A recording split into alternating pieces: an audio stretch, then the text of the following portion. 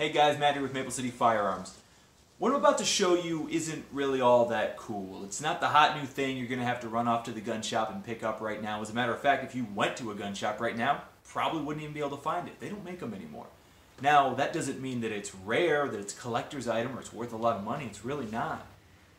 But for me, it's one of my favorite guns that I own, and I can't wait to show it to you. Let's take a look.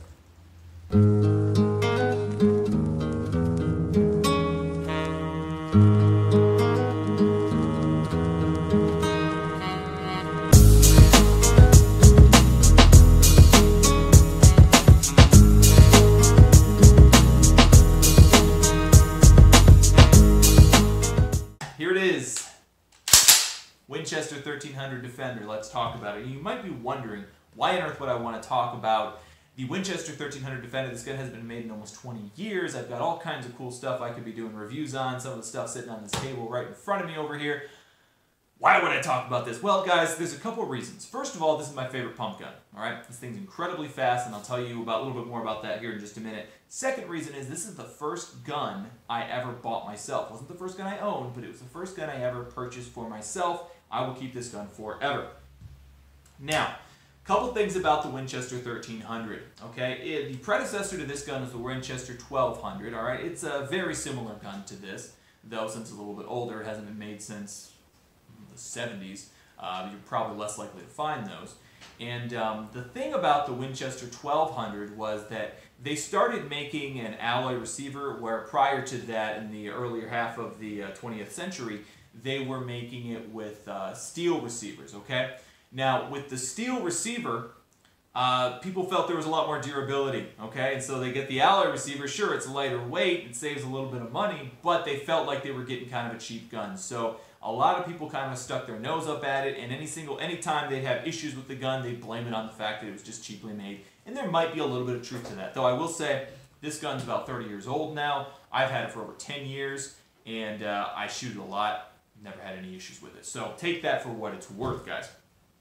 Now, enough with a little history lesson on this. By the way, I think they started making the 1300 in the mid to late 70s. So they made a lot of these in the 80s and 90s. The configurations changed a little bit. Some of the older ones, you know, would just have like the wood stock and everything like you see right here. And then some of the newer ones they made in the late 90s, early 2000s, you can still find those actually on like Gun Broker and gun shows and stuff.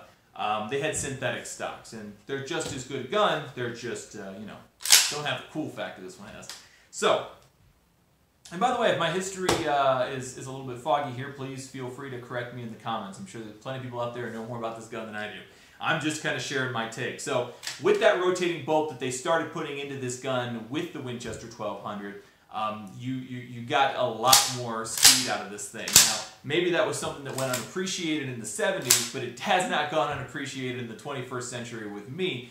In that this is still, other than, you know, obviously semi-auto shotguns, this is still one of the fastest shotguns I own, almost too quick. And what ends up happening when this releases after you fire a round, what I actually see people who aren't used to shooting this gun, a lot of the time what will happen is that it goes back so smooth and so quick after they fire that round that they're sitting there trying to rack it back. They don't realize it's already been racked back. They just have to take it home and get their next round out. So there's a bit of a learning curve. It's almost too quick for some people. I definitely suggest getting one of these guys if you could find them. Like I said, you could probably get one for a couple $100 at a gun show, and I definitely recommend just going for it. You aren't going to find a lot of aftermarket parts for this gun, obviously, and you're not going to be able to you know, do a whole lot of cool stuff to it. But you know what? Gun like this, why would you want to do anything to it? The only thing I've done to this gun is, you see I put a side saddle on here, but even this, these are the Velcro ones, okay?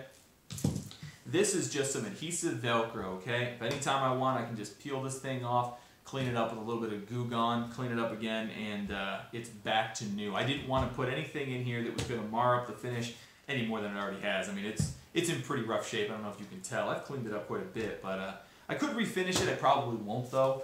I kind of like that it's got that, you know, because it had so many adventures sitting in the back of that guy's squad car, gathering dust and rust. So why would I want to cover up those scars?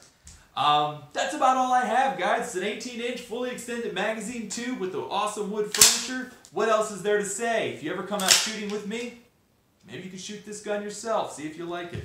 Anyway, guys, that's all I have for you. Just wanted to share this. I'll be doing a variety of videos like this, just real quick rundowns of some of my favorite things, even though they're kind of older and kind of obsolete and have been covered a billion times on YouTube. I just kind of want to share some of my stuff that I like. A lot of the times I find that it's the simpler things that I enjoy when it comes to guns and gear, and this is certainly among the top 10 of my favorite things I own, I'd say. That's all I have for you guys. As always, stay armed, stay safe. Have a great day.